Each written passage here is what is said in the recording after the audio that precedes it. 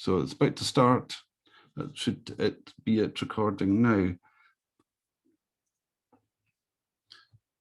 Okay, so good evening and welcome to the Agile 20 Reflect Festival and my talk on strategy. And I hope you're having a great festival, and a few intro slides before we get going with the actual talk itself. The Agile 20 Reflect Festival has been running now for a few days. It's got over 700 events worldwide in February. The hashtag is below. If you wish to tweet, that would be more than welcome. And the website is there at the URL. And thanks also to the related organizations that are mentioned on this opening deck that are also involved in the organization and support of the festival. And this is looking back at 20 years since the manifesto was signed in Snowbird.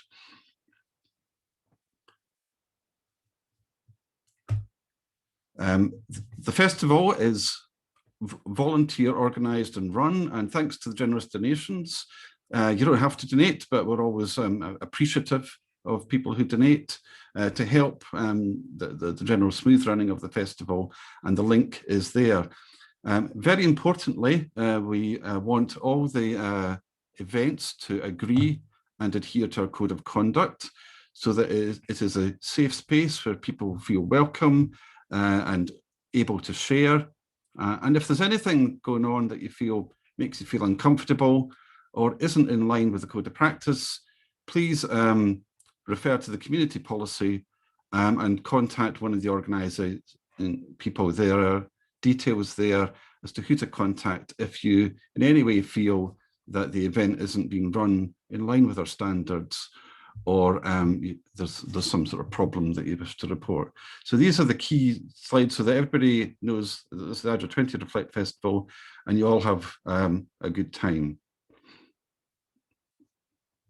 So to kick off, oh yeah, just one more slide, and it's open to the end of February. So we're really into week 2 now, but there's still tons of festival events to come. So please do check out the festival website, take a look. Remember, all these events should be recorded, so of course you can't go to them all at the same time, but please sign up. It gives us a good idea of the numbers, and then where necessary we can up the Zoom accounts where that is relevant.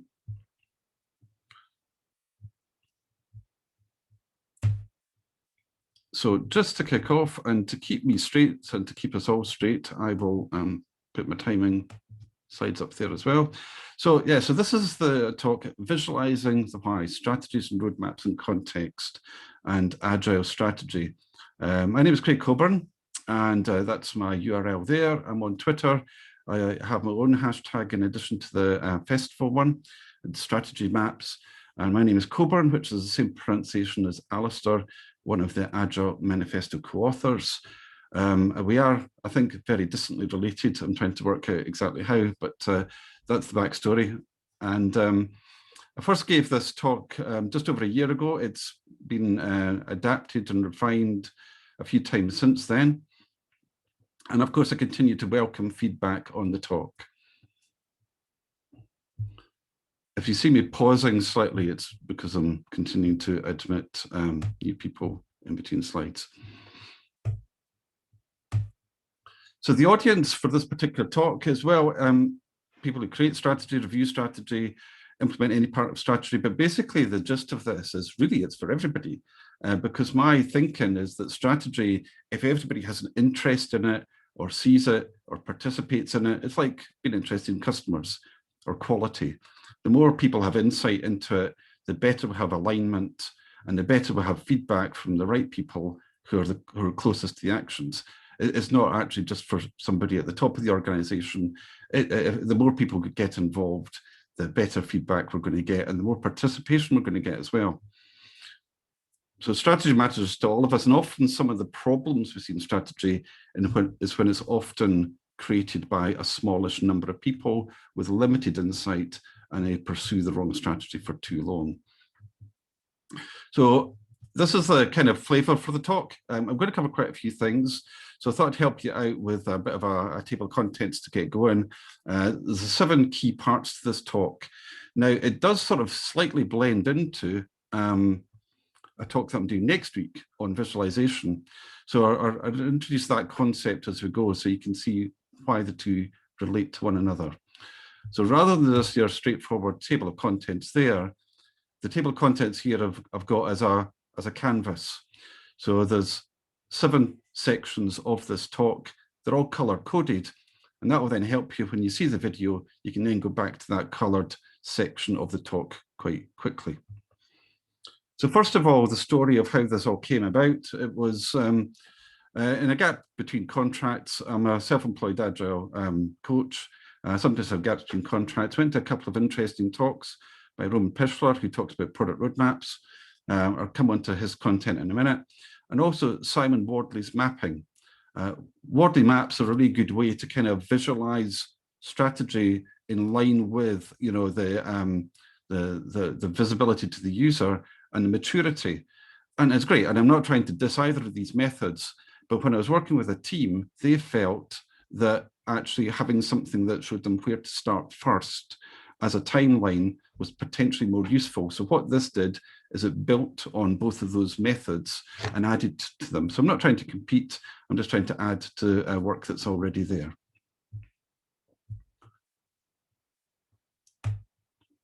So why maps matter? Quickly scooted over that. This is from Simon Wardley's talk, and this is an ancient battle 2,500 years ago, in which you can see that the tactic of blocking the sea then led the army to fight on a narrow piece of land, and then this helped the defending army have more of an advantage because the large army that was attacking them didn't present such a big kind of commanding force, because they're forced to fight in a much narrower front. So that was the battle strategy.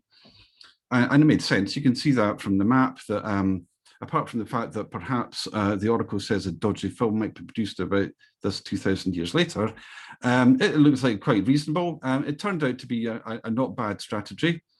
But the map shows the move and contexts, whereas on the right-hand side, you've got a traditional approach of strengths, weaknesses, opportunities, and threats, that basically give you a bunch of lists, but don't tell you where to start, and don't really tell you why. I mean, it's like, it's interesting information, but it's hard to work with.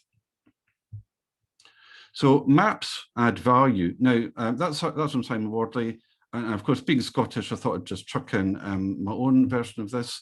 So this is the Battle of Bannockburn, which I can talk at great detail about, but I try not to bore you too much.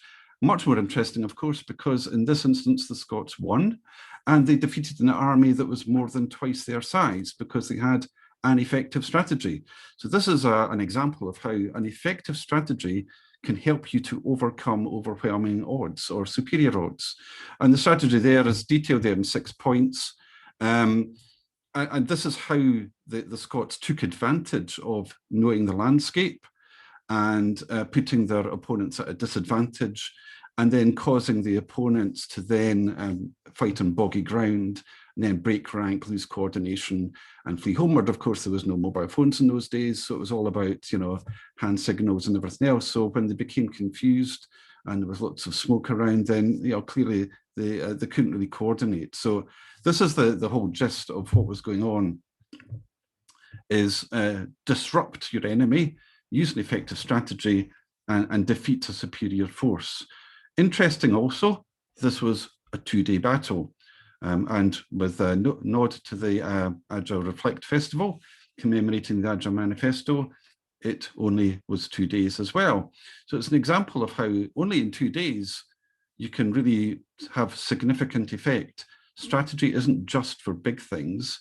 You can have effective strategy over a couple of days. And indeed, a sprint plan is your strategy for successfully executing a sprint to deliver the sprint goals. So that's a kind of historical context. And this is where we've got to now in the talk. We're progressing through the canvas. I've covered the intro about myself, a bit of background. So now delve into the actual strategy problem itself and why we're having so much difficulty with this.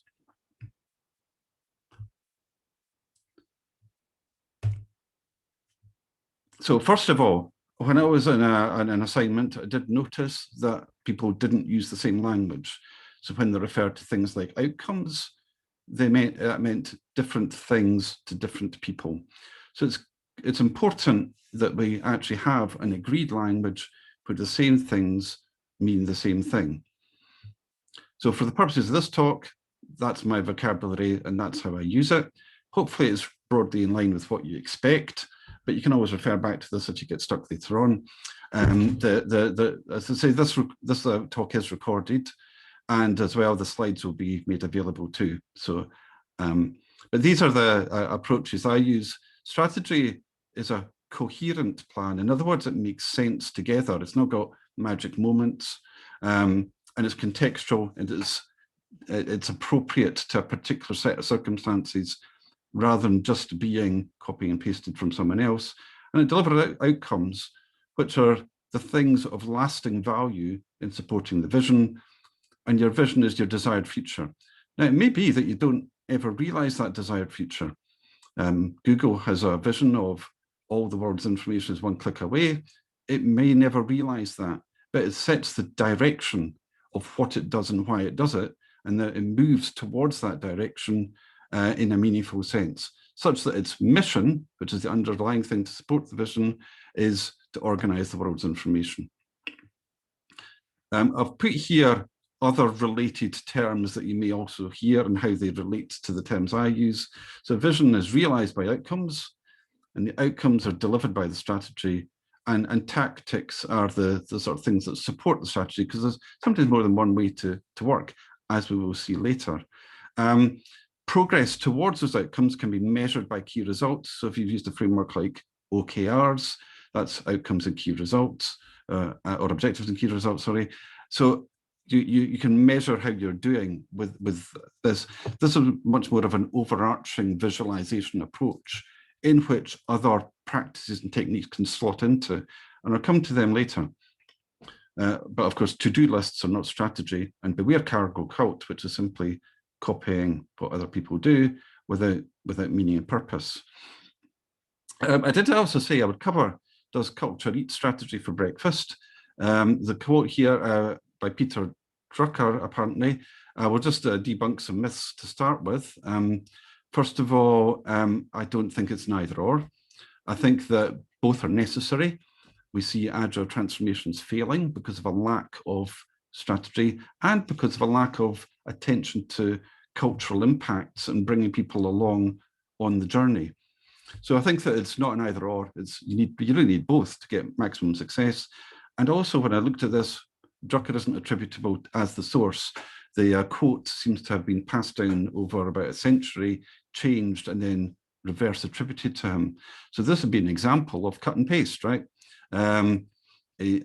So again, kind of do your homework with strategy rather than just cut and pasting because it worked somewhere else. So the 7 deadly sins are just copying what other people do without context. And the reason I show this particular bridge, which is not far from where I am in Edinburgh, this is off the coast of East Lothian, and it looks ridiculous. There, a bridge in the sea. Why on earth would somebody do that? And it's not art, it is actually useful. And what it is that at low tide, there is a river under that bridge, and it provides access from the car park on this side to the nice beach on the other side. And so for a good part of the day, the bridge has usefulness to provide access to a beach. And at high tide, when the beach is too high, then the bridge also becomes useless at the same time. So there's not much uselessness about the bridge, because when the tide is that high, you can't get to the beach in any case. So this is an example of something that looks useless, but is actually genuinely very useful. And equally, we can have things that look useful, but in context are not. So this is just to make us stop and think for a minute. So here's some classic corporate failures. Kodak, Blockbuster, Nokia, Toys R Us. And the reason I mentioned these 4 in particular is that in all of them, the industries still exist. So we still obviously buy cameras, watch films, buy phones, and thankfully buy toys. But so it wasn't that the industry went away. It wasn't like they were selling fax machines. It was that they became disrupted because they had poor strategy and didn't see the opportunities coming and the threat posed by the competition.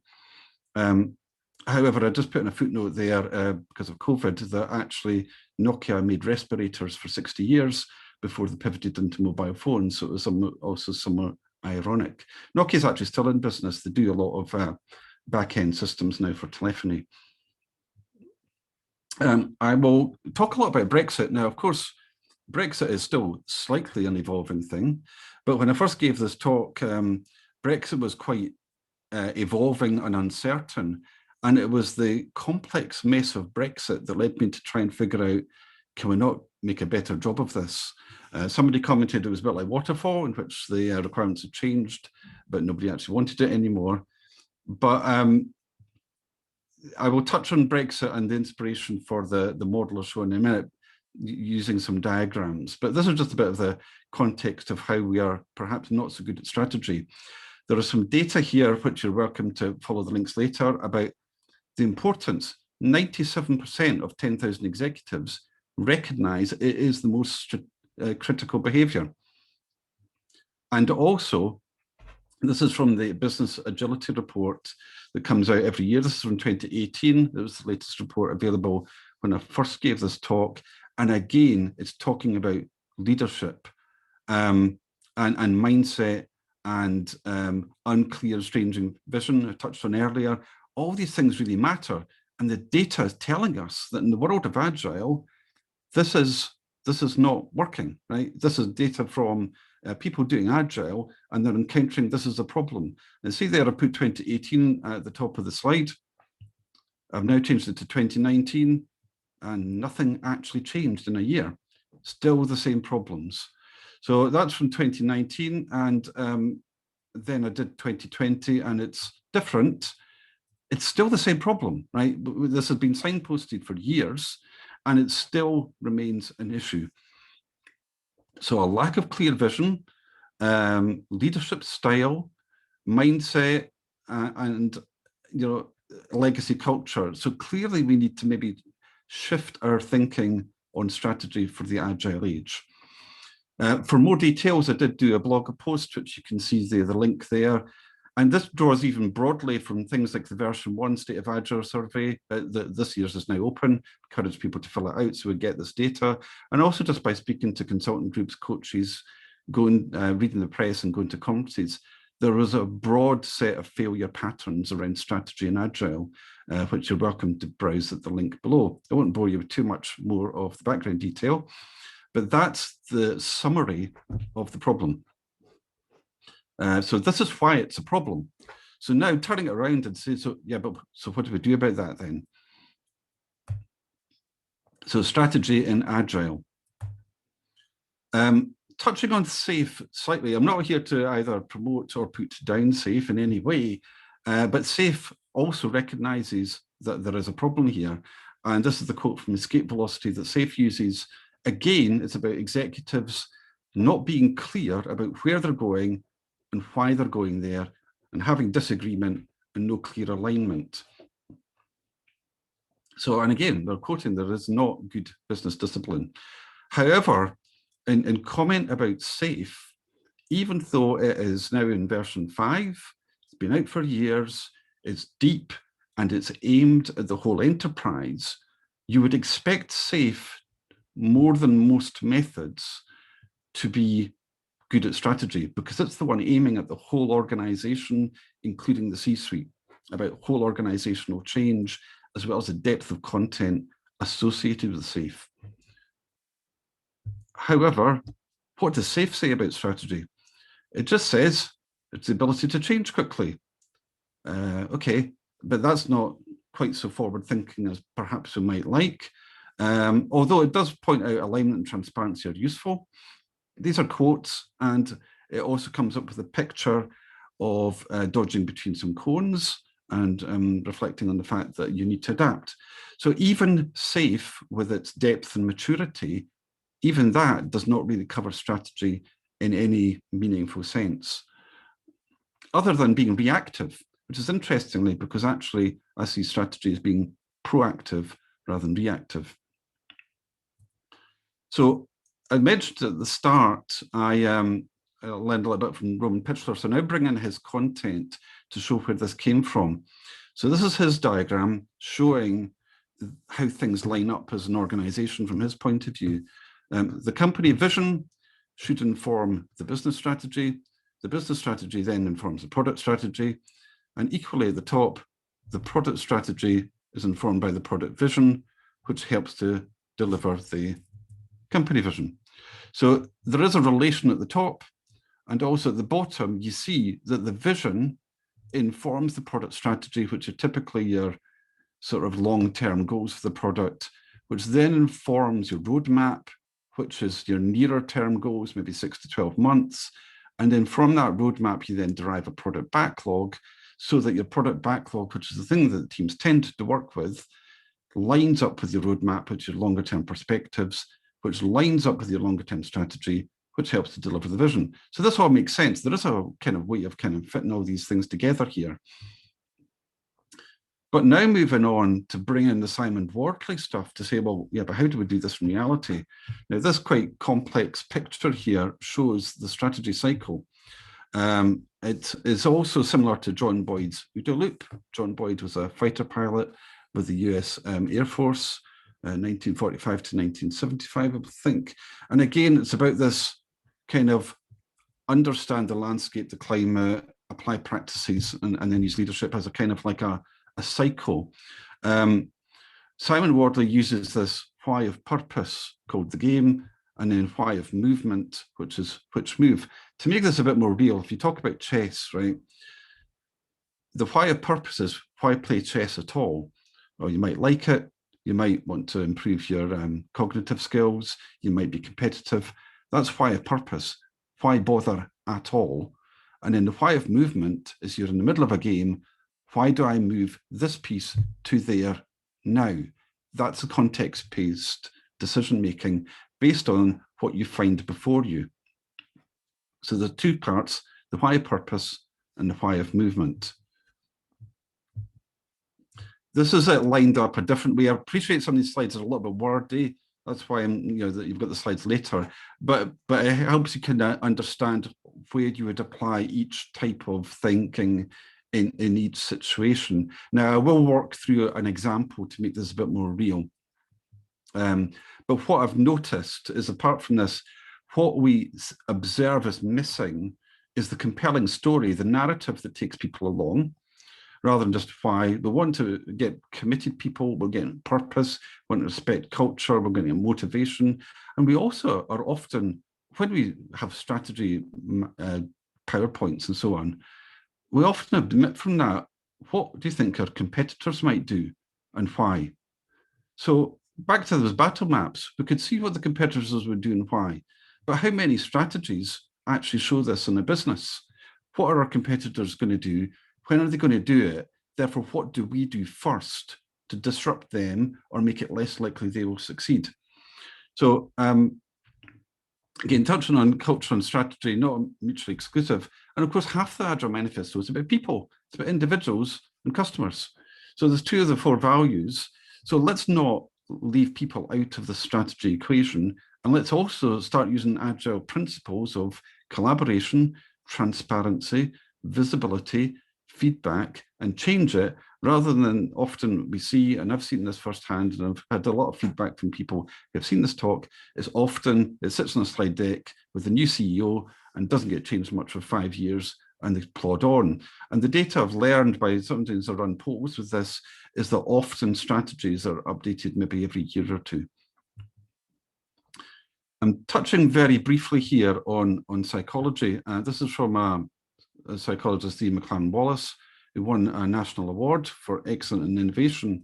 And this what reflects what's going on in our heads, right? So out there is emerging, unknown, evolving, unfamiliar things. In order to form a strategy and in order to act, we need to comprehend, process, and assimilate this knowledge so that we're confident enough that we can then act. So apart from the fact the landscape is changing, our knowledge internally is also changing and adapting, and we become more familiar with it and more confident with it. And there's all these different arcs of unknown, which kind of this is like a complementary model to Cynefin, in which there's so much unknown out there, we need sufficient knowledge in order to be able to process it appropriately and act. So this is just respecting the human situation that's going on here. So now to work through strategy with Brexit, so we see what happened and why. Again, start with purpose. Why did Brexit originate? So who has things to gain or lose from it? What might be the underlying motives or purposes? So we can really get that context of who's the players in the game. Landscape. Landscape is things that don't change very often. They're largely fixed and you have to work with them. So at the point when I wrote this in October 2 years ago, there were competing groups. So this was before the general election. It was fractured. There was no clear majority in Parliament. There was people saying things in public and doing things in private. And generally there was a massive noise, such that we had the problem that when reporters went around and interviewed people, you would get about 4 different opinions, and you just couldn't make sense of really what was going to happen next. If you'd asked 4 people and got 4 opinions, you'd just say, well, they might all be right, or it might be someone else, or it might be about 25% each. I can't really make sense of this. It was just confusing. And the situation changed almost daily. And this is where I struggled. I went, I just can't make sense of this. But the landscape was static and you just had to work with it. On top of this was climate. And climate's the next part of this circle. And that's things that change, which can affect the landscape. So that was, well, we're running out of time. And then the government lost its majority because it sacked a number of MPs. And also there was legal action in which Parliament was prorogued and then recalled. So all these things then adjusted the picture. And of course, there's a lot of propaganda out there with people believing things left, right, and centre. So the effect of this dynamic climate alters the impact of the landscape. Now, doctrine is things that are useful practices in particular contexts. And one thing about doctrine is just make things visible. A chap then called John Worth produced this complex flowchart, which is too small to be readable, but that's probably just as well, you would struggle. And this was an evolving thing, which then led me to go, this guy gets it, because this guy can see that there is competing factions. He can see what the key points are in which things might change. He's got a rough timeline going from top to the bottom. And interestingly, he's also got a left to right analysis here about how hard or soft the Brexit might be, with the analysis then at the bottom of estimated probabilities. And I went, wow, this is a winner. This is the first time I've actually been able to understand really what's going on, what might happen next, who the key players are, and what's really the most likely result. And of course, if the most likely result isn't the one you want, you can then see from this what you might do next, or where you might change things to then alter those probabilities. So there wasn't really a clear, obvious strategy, but there certainly was rules and patterns that you could then use to make sense of the madness. So this was almost 2 years ago now. There was no strategy, and that actually, I think, continued to be the case for quite some time. But what I took is I took that diagram and simply turned it outside to make a timeline. So it's a position, like a map, has meaning. And then the probability of outcomes was then the y-axis. So you'll see how this pans out when I show you a diagram. But basically, I just took that diagram outside and started to make some adjustments and improvements to then say, well, at that point, he had 7 different Brexit outcomes, which were things like delay, general election, different sorts of Brexits. And then you could then say, well, which goal would I prefer the most? And then what are the pathways leading to the goals that I want? And what are the undesirable pathways I want to avoid that my opponents might be trying to follow or put us down? So this now ties into practices like a pre-mortem and red team thinking, where you're actively thinking about adverse consequences, considering them, and then considering actively how to stop them. Using that, you can then form a strategy. So in taking that, I've then put the diagram on its side to show you what then happened. But those are the potential outcomes that was on this particular old diagram, of which there was 7. But if I said, right, of that one, if my most favoured one was to revoke Article 50 and stop Brexit, and then work backwards to go, right, there's actually, surprisingly, 2 ways to do that. One was quite,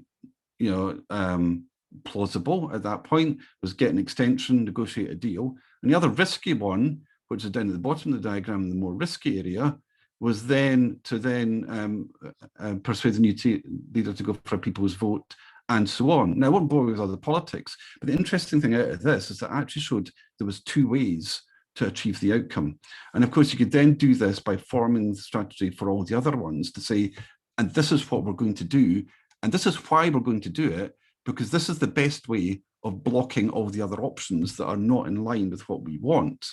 And so if you wanted a particular outcome, your course was to then follow the favourable plan and, if necessary, block the least favourable plan for you, so that even if there was a compromise, you still wouldn't end up with the worst option.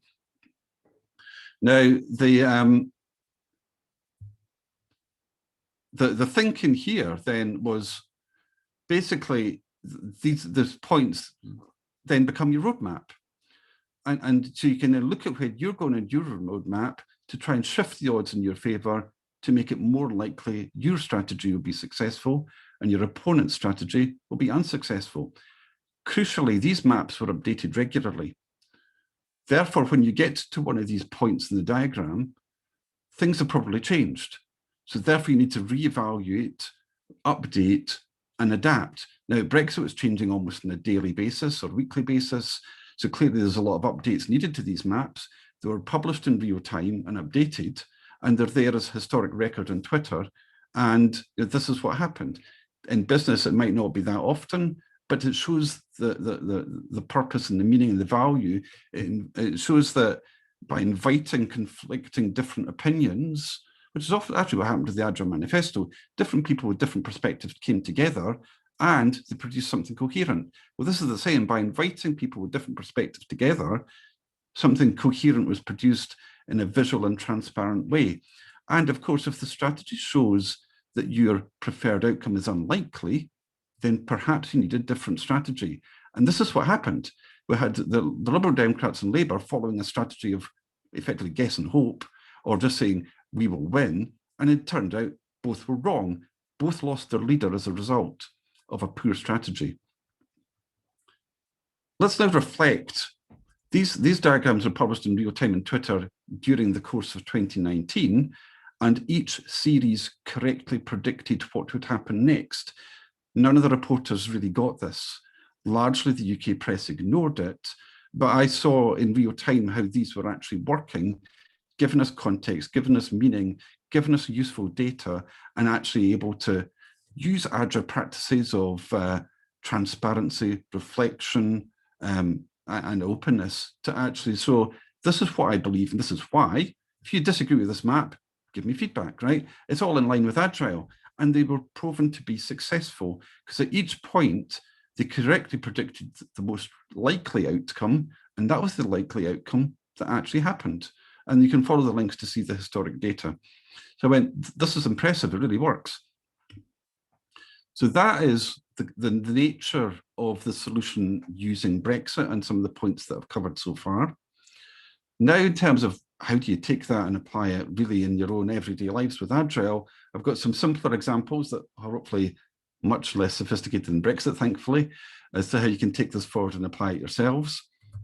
So applying this, I then took that diagram, as I say, turned on its side to show time left to right and advantage as the y-axis, with the right-hand side showing where you're heading to and why, and the left-hand side showing the situation you were in just now.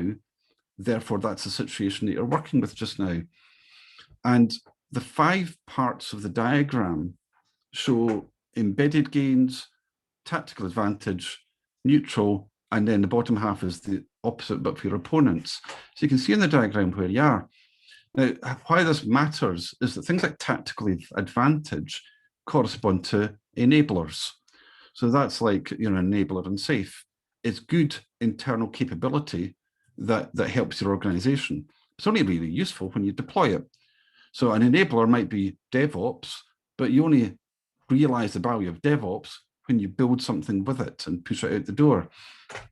So an example, Apple might have an enabler of building big factories to build lots of iPhones, but the embedded gain is we have now launched the iPhone.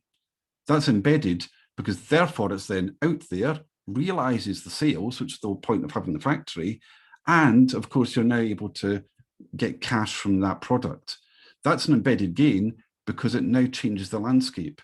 People now see what you've done, and then ultimately they can copy it, which is exactly what happened.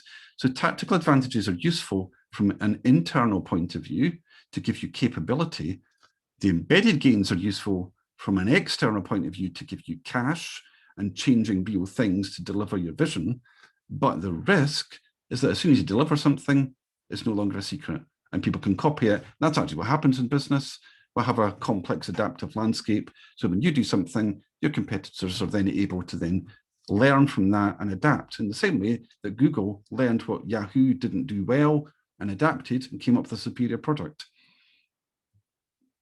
Therefore, the intent on a map like this is to start in the bottom left and the now in a position of disadvantage that you want to resolve with the broad intent of moving to the top right of the diagram, which is a more favorable place in the future. Right, so that's the simple diagram. But how does this work in reality? Well, this is what we might do in the current world. It's like, let's have a plan to do a simple agile transformation of, let's roll out some old, we've got some old job roles like project manager and so on, and we don't really need them anymore. We're going to make them all scrum masters and product owners. We'll train them, we'll roll them out, we'll have a great new organizational structure. And then with that, trained people, new job roles, new structure, then we'll have a transformed organization and there's a roadmap, right? It just goes from left to right as a timeline with some key things along the way, and we can measure our success as we go. And this is often what things look like. It's just like, here's your list of things to do, there's a list of dates to do it, off you go and do it, right? And that's actually what that would look like on a strategy map. Is you'd have the old job roles, which was the problem. You'd roll out the new roles, which would then give you a bit of an internal capability.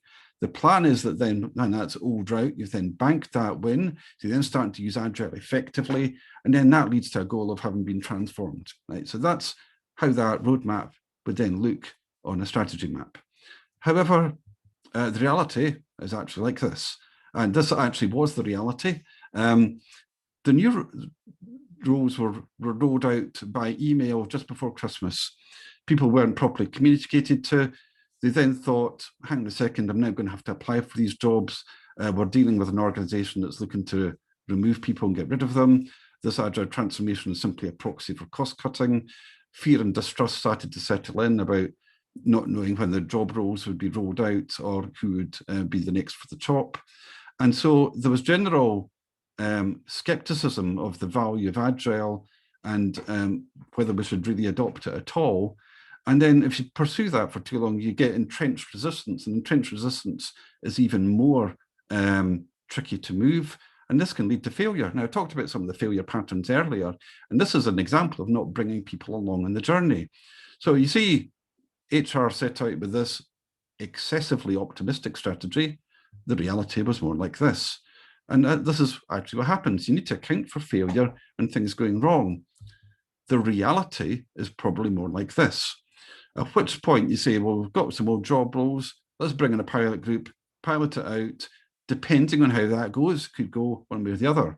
We might expand the pilot, we might need to change the approach. Based on one of those, there might be one of two ways it could go, and so on and so on. So what we'll do is we'll accept success is not guaranteed. We'll accept what could happen, like the Brexit map. Lots of things could happen, but we'll be pragmatic and maybe look at the top 2 or 3, try and be realistic, not overplan this, but at least be aware of when things go wrong, what could be the worst impact of that. Therefore, we're prepared. We're anticipating things going wrong. We're looking for things going wrong. So we catch things going wrong early. Now, so that's what the diagram might look like. But how do you take that? Well, that's your roadmap. you're saying, this is what we're going to do. That's the stuff in green. The stuff in yellow is your plan B, just in case. So you've now got a strategy map with a roadmap from it and a plan B ready just in case things don't work out. So now you're seeing kind of a bit more the contextual reality of things could go wrong. We're thinking ahead, we're being pragmatic, and we're not accepting life is all just going to be a bunch of roses. And we're thinking that, in the world of a complex world, we need to be aware of what is the thing that might go wrong, anticipate it, and measure it when it's not too late. So the sort of approaches that, again, this is a visualization approach which facilitates other approaches coming into it. And I would touch on some of them here, things like pre-mortem, things like OKRs, also future perspectives. There's a wide range of emerging practices that are now becoming more to the fore, which are perfectly compatible with this. Things like red team thinking, which is about actively exploring potential possibles. The red team thinking first came about, actually, the name came about from the Napoleonic Army and the Prussians, but it's been quite widely used in the military since the 1990s and is now becoming increasingly used in the world of Agile to actually stop groupthink, encourage constructive dissent and critical dissent so that we don't just end up doing the wrong thing for too long, like Blockbuster. Now, with Cynefin, complexity, sense-making framework, we've got the 4 domains there. And again, this is relevant because often people say, well, Agile just sits in the complex domain. You can't predict what's going to happen. Therefore, Agile is complex, right? Isn't it? Well, actually, not necessarily everything in Agile is complex. You don't need to do an experiment for every single thing you're doing in Agile. You have to weigh up what you're doing and is this particular action complex or is it just predictable, right? So, Agile is a set of different actions and plans that are to realize an outcome, and each is associated with a different level of a Cynefin domain. So the level to which you plan is about blending the Cynefin understanding of the situation with the moves you're choosing to make so that you make the right amount of appropriate planning. Obviously, the higher degree of complexity, the harder it is to plan.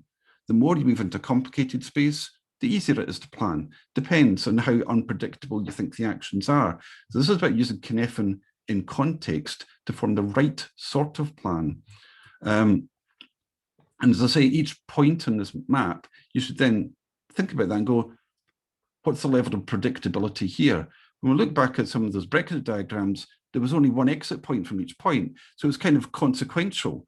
If the Prime Minister calls a general election, there will be a general election. There's no uncertainty about that. It's straightforward. It's obvious. Right? So thinking that just because Brexit's complex, everything in it is complex is an oversimplification. It's each move has its own Cynefin context. So therefore, thinking about that gives you the right level of planning.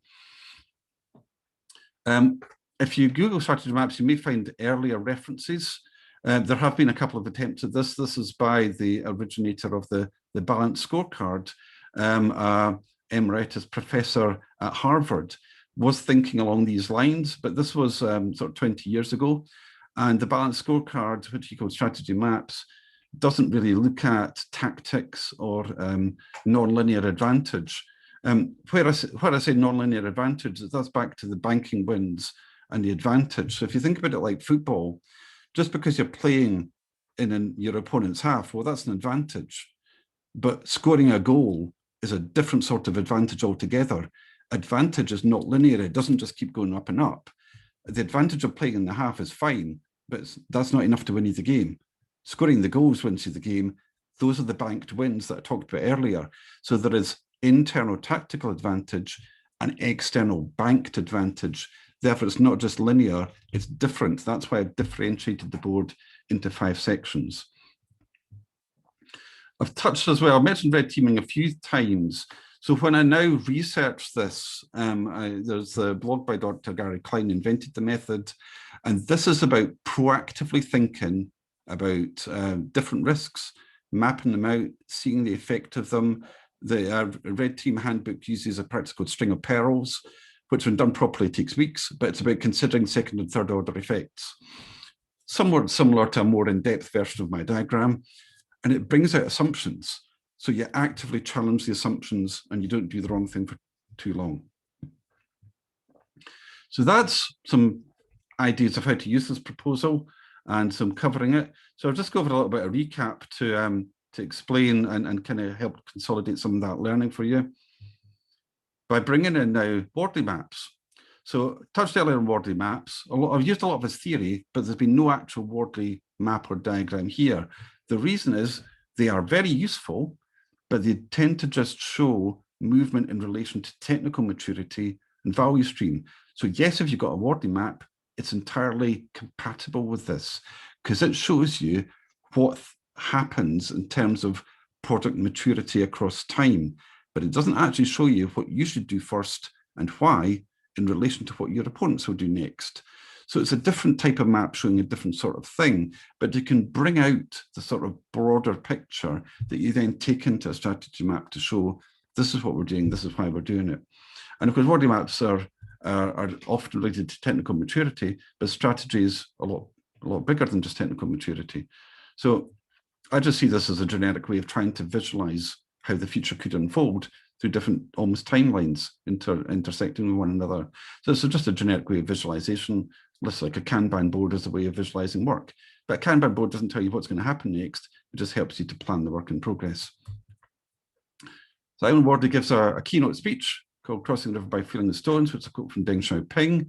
It's at that YouTube link. But again, using Wardley's thinking, that is the sort of analogy of the river in the diagram, and you're moving from one side to the other, and those are the stones. So you're effectively crossing the river of uncertainty by feeling the stones and looking at what could happen at each stage. So I've tried to overlay in a messy way the river and stones onto a strategy map, just to show the two concepts are actually really compatible.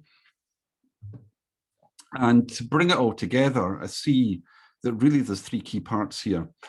One is, I keep on talking about leadership, about proactive anticipation, which is really not just always being on the run and reacting to things that have happened, which is useful, but better to anticipate them first, right? So paint the forward vision, bring people on the way is the top one.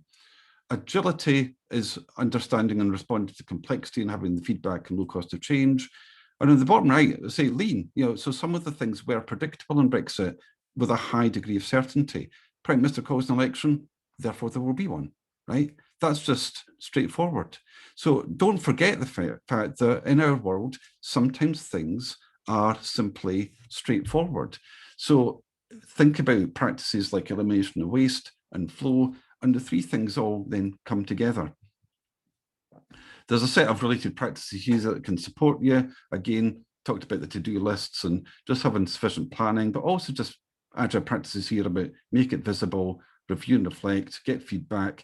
This is very compatible with what the sort of thing we're doing anyway. It's just a different practice, the different visualization practice that's in line with agile principles in any case. But just to kind of sum up and just to drive home, I saw that there were at least 12 advantages over having a strategy that was in a static PowerPoint that sat there for 5 years.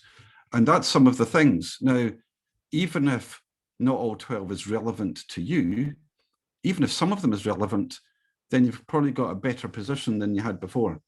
You can see what you're doing and why you're doing it because you can see your opponent's moves in context. You've got timing, you've got sequencing, you've got options. You can see, did this move give us the advantage that we thought or didn't it? So therefore you've got real-time tracking of your current situation. You've got intermediate goals visualized. You say you've got things like multiple routes, which is key because it might not always be the same one, taking into account complexity and maybe visualizing that, and critically what your opponents might do, because it's those opponents that put those big four companies out of business like Blockbuster earlier and Kodak. So really there's a whole load of potential options here that you can exploit to show things that are visual, to then invite the feedback and then perhaps put you in a better position than you would otherwise be with simply a list that is a set of instructions to carry out. And the more people then get the why, the why of purpose, the why of movement, they then go, I get that, or hang on a second, I don't quite understand that, or actually I disagree with that because of this, and you then invite feedback and new information. So it's an ongoing collaborative process, which then makes it much more likely to be up to date and relevant. So that's been covered the recap. We're almost at the end. So just a little bit of ongoing information that you can take away. Again, the slides will be available. There's lots of reading that I did to, in the background to this. There's lots of further reading you can do in terms of exploring this area further if you feel it's useful, relevant. And please contact me. My details there are at the bottom. And we're now pretty much at the end. So thank you. And we've got time for some questions and feedback.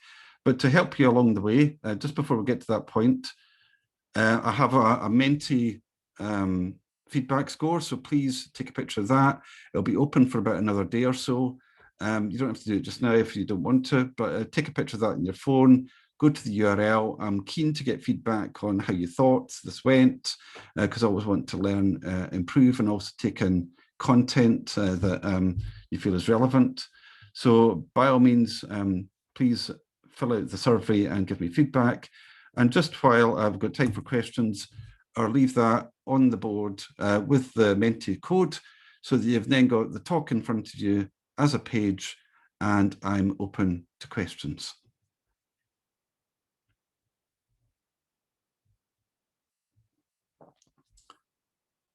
Now, I can see the chat. If is anybody wanted to ask a question? You've got your hand up there. I will unmute you. Sylvia. Hi, Craig. Thanks for the presentation. So you talked a lot about advantages. Are there situations where you wouldn't use such a map? Well, I think that it's like any tool, right? It's relevant in context. It's a bit of effort, but where you've got uncertainty and confusion, it helps to bring people together, right? So it's like getting that agreed picture of what will happen next. So the amount of effort you put in is probably going to be in relation to the degree of complexity that you face. So if it's quite simple and straightforward, then why bother, right? Yeah, like to-do lists. Yeah, if it's that simple, if it's obvious, why bother, right? Because everyone understands it, right? Now, I've seen some people saying unmute me. Now, I've got, if I think if I did this, is that everybody able to speak? Oh, now it works. Yeah. So can anyone else want to ask a question? Oh, I had one. If you can answer now, it's okay. But I was wondering if you did some examples or case studies on not team transformation strategies, but product, let's say increment strategies. You know, exploring paths to deliver different configurations of a product that could help the team achieve their success. Typically, what startups do. Yeah, well, I mean, this is the thing. It's like saying, well, as a product, what you want to envisage is, well, if this version of the product doesn't work, as much as possible, build a lightweight version of the product to get early feedback. But also got to anticipate that just because people like it or give you positive feedback, as soon as it's out, you want to be able to flex and adapt.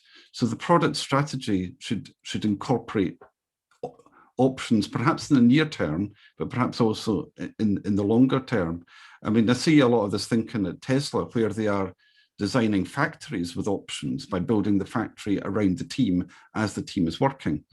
So as much as possible, you want to include the fact that things will change in the future, as well as, I suppose, being prepared. So what we learned actually in COVID is that when something changed really quickly, the key was not to start from scratch and build a new answer to the problem. It was to, as much as possible, to repurpose what was already there, because it was quicker to repurpose than it was to build entirely new things from the start. So having an idea of repurposing existing things that can help you, with your organization deal with COVID, was actually one of those kind of quite useful practices.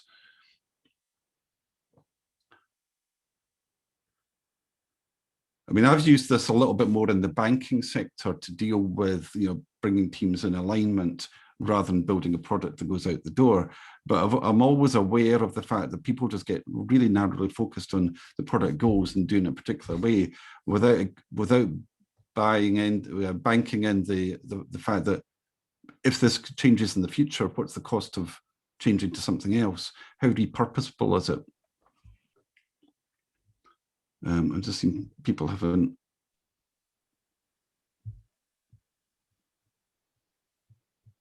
Yeah, I was going to say that's why listening to you. That's why company goals, product goals, and sprint goals are key. Yeah. I mean, Scrum now has the product goal and sprint goals in line with that. But as well as this, it's always having that optionality in the back of your mind to say, well, let's imagine that our competitor does this. What on earth could we do about that, and how long would it take us? Has anyone else got questions? I'm conscious we're up to about 8 o'clock, and that was the sort of time box. There is a recording going to be made of this, and as well as sending out the slides later. If you can't speak, just put comments in the chat, and I'm watching that now as well.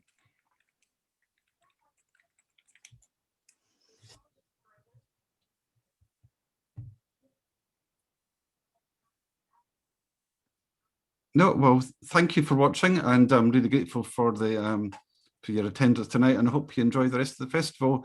And please, again, the Menti code is up there, and I welcome your feedback. So many thanks. Thanks, Craig. Thank you. Thank you. Thank you. Thank you. Thanks, Craig. Bye. Thank you. Thank you.